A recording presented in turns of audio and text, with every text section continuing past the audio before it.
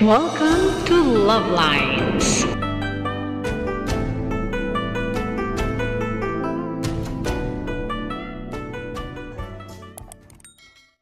Ayan. Mukbang tayo sa mga sinisip ko na kagaya ko. Ayan. Kaya niyo ba to? Sibuyas challenge. Kakain ako ng sibuyas na may pansit, sili, at kamatis. Chili pansit na to, nilagyan ko pa ng sili para mas masaya. Tara, kain tayo.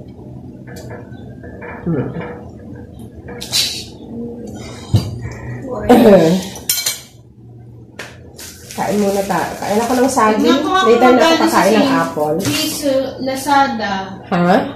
Bibilin ko si Jesus. Bibili ka ng Lazada na naman? Bibilin ko si Jesus. Let's eat saging.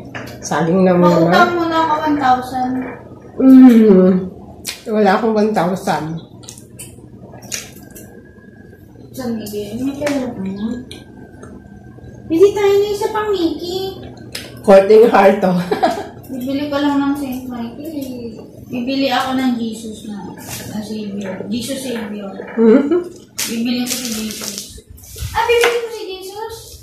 Hindi na bibili si Jesus. Hindi. Libre. Sabi ni Jesus, bibili pala ako. Okay, ayan. Binanlawan ko na muna. Binanlawan muna yung saging. Meron tong luya. Nilagyan ko ng luya. Hindi makikita, no? Basta yung the usual luya. Sandali. Ayan, para makita. Hindi makita. Hindi makita. Man, ayun. Kailangan pala lagyan ng ilaw para makita yung luya. Ginger water. At kakain na tayo nito. Masarap yan. Sigurado lulusot mula ano yan, ilong, tenga, mata. Ang hang ng sibuyas na to, pero kailangan ko to para sa sipon. Ito naman yung soul milks na iniinom ko, para dun sa nakakapit sa lalamunan, as in. Ito para sa sipon. Okay, tara, kain na tayo.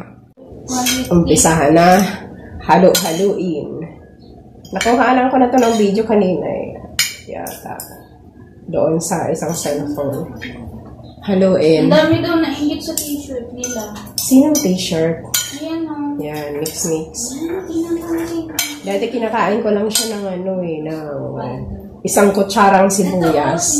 Tapos lalagyan ko ng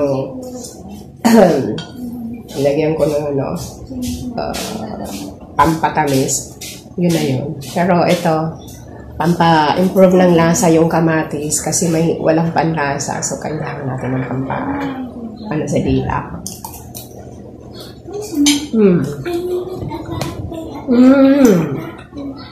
Ataptoy. Maanghang. Maanghang yung sili. Crunchy yung kamatis. Crunchy yung sibuyas.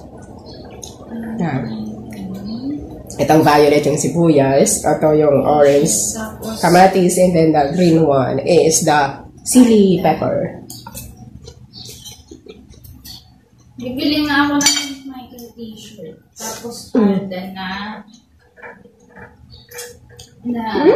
ganito. Palda na. Kainin ko na itong sibuyas.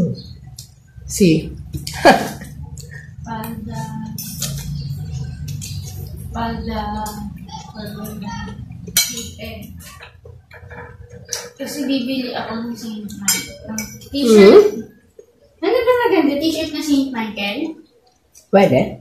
Tapos, bibili ako ng pencil cut na palda. Kasi, yun ang isusuot ko. Maanghang ang sibuyas?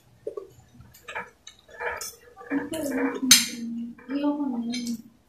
Hindi makita dito. Ito, 95. Below the line. Ang susuotin ko nun, itim na palda. Tapos itim na palda dito. Tapos St. Michael na t-shirt. Suotin ko sa year. New Year? Tapos St. Michael na earrings. Ha? St. Michael na earrings? Magpapabili ako kay Nino Bubos. Wala ako. Nang? St. Michael na, kay lahat ng St. Michael po. Laruan. Ito. Hindi tayo nakikindahan dito. Saldali lang. Kasi kumakain tayo hindi lang para masarapan, kundi para gumaling. Hi! Guys, may sakit si nanay. Inaalagaan ko siya. Na-stress na ako. Mainit na. Okay lang yan, nanay. Kasi ikaw naman gumawa niyan, eh. Yung sibuyas kasi. Baka malagyan mo. Kasi sige, alis na ako. Nagpapagaling pa si nanay. Inaalagaan ko siya. Bye-bye. Ano ba yun? Hindi nag-aalaga, tapos biglang umalis. Si Love Lines Jr. talaga. Nanay, bibili ba ako ng St. Michael na t-shirt? Parang ang dami ng pansit ngayon, hindi ko kayo ubusin to na. St. Michael na t-shirt. Titagain ko. Kasi ito 59 ng St. Michael. Ayoko ng white. Tapos naka-rubber shoes ako. Marami yung pansit. Ba't ang dami ng pansit? Dalawa pala niluto niya, tapos St. Michael na damit. Gusto mo ba ng sneaky? Hindi ako. yung ano na yung sibuyas. Nipet na yung sibuyas. Oh my. St. Michael. T-shirt. Figurine. Magkano ka ng figurine? Maglalasada na naman. More chili and kamatis. Ha? Aloy. Kaso baka makain na naman ang St. Michael na makapto. Parang ang dry. Dapat si St. Michael pinapatulog.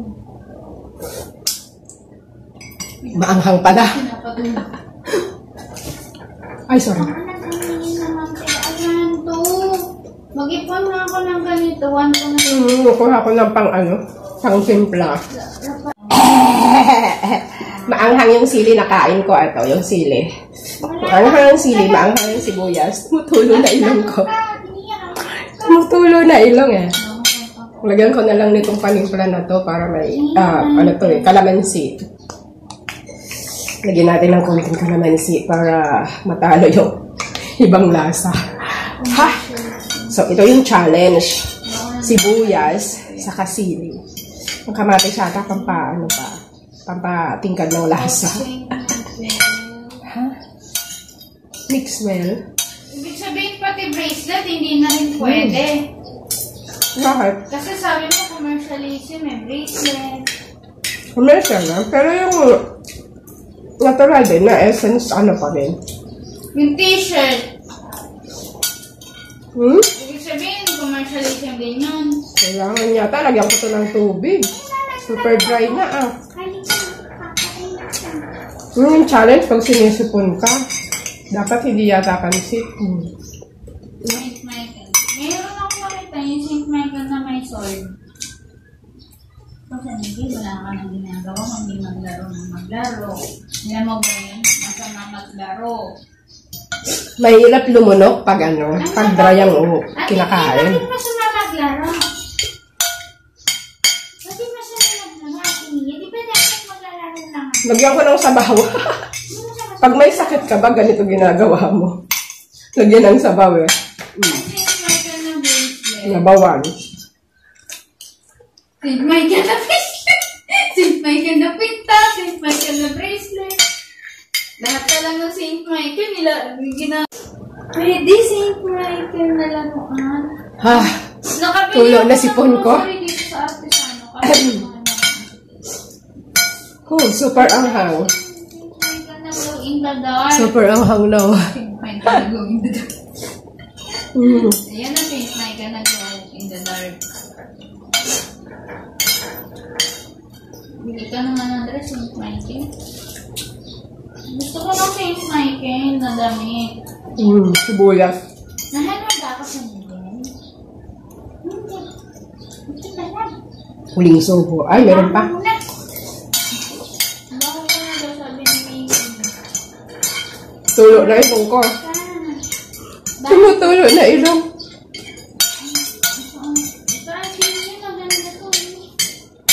Bagay sa'yo may ganitong damit. Lumaki ilong.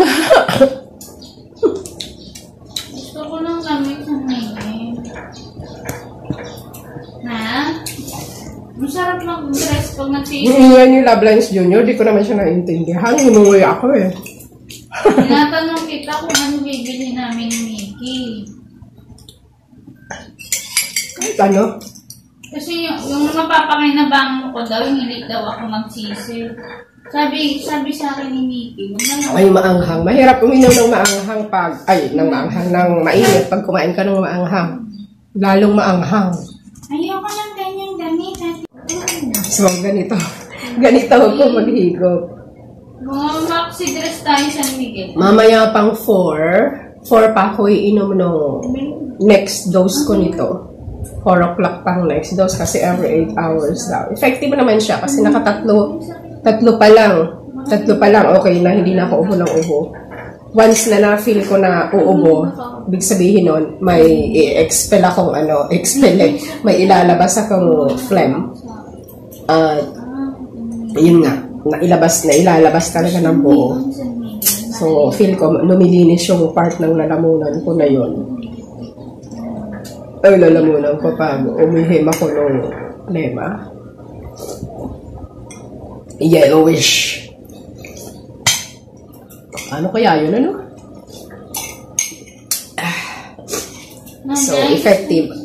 Sabayan daw ng dasal ng inom ng gamot. So, dasalan mo yung gamot. Dasalan na yung pag-inom ng gamot, yung gamot, bas-basan para maging effective. Sabi ko nga, ginawa ko na yung part ko. Tapos, alam ko na yung mali ko. Nagpabaya ako kaya tama na yung parusa. So, ganun eh. Nagpabaya ka Pag nagkasakit ka kasi, ibig sabihin, you did something wrong. Maybe you did something wrong or did not do the right thing. Kasi pinagalitan ako ni Nadia. Alam ko na susceptible ako sa ganito, pero yung sudden change of weather, sudden change of temperature, yun naman hindi ko maiwasan. Sorry ka na kay Mickey. Sorry, Mickey. Tapos isa pa na pwedeng iwasan sana ay yung pag-inom ng ang tawag niyan, iced drinks.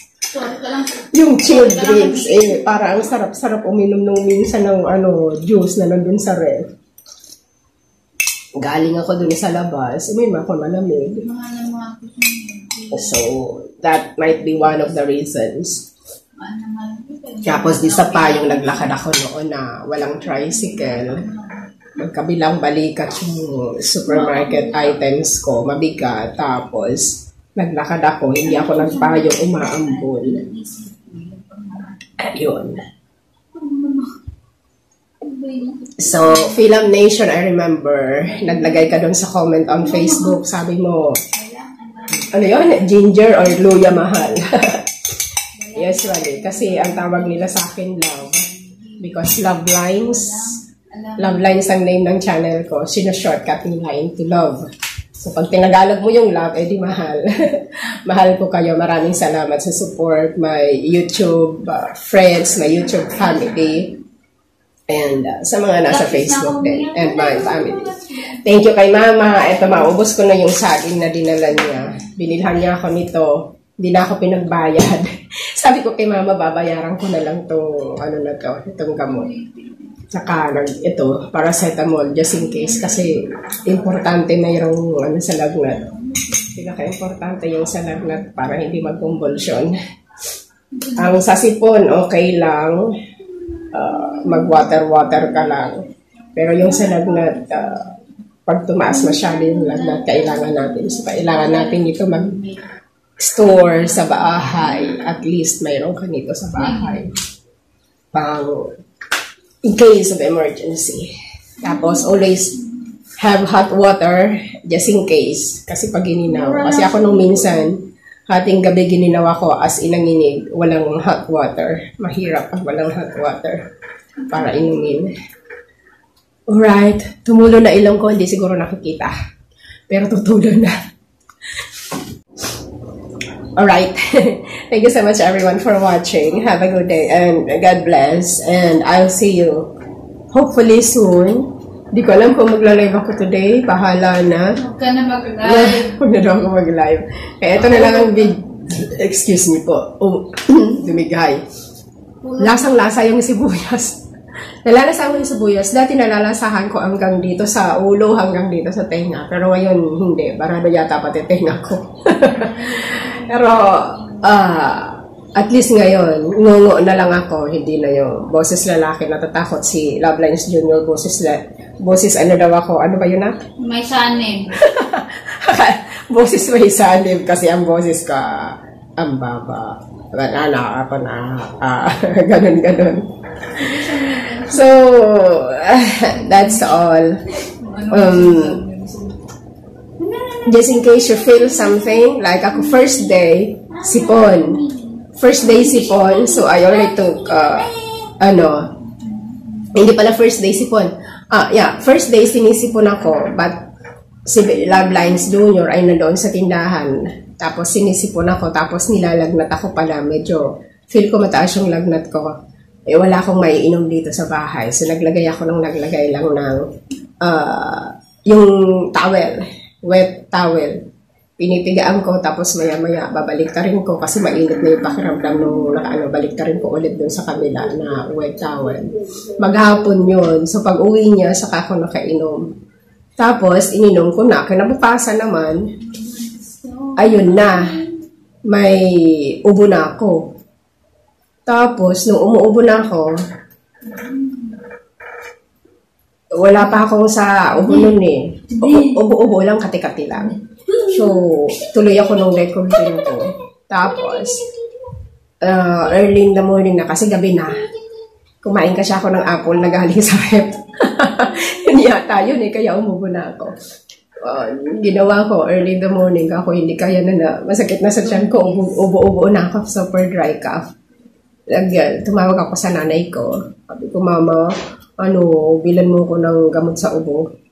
Sa dry yung ubo ko eh, sakit na sa Tapos iba na talaga yung boses ko as in.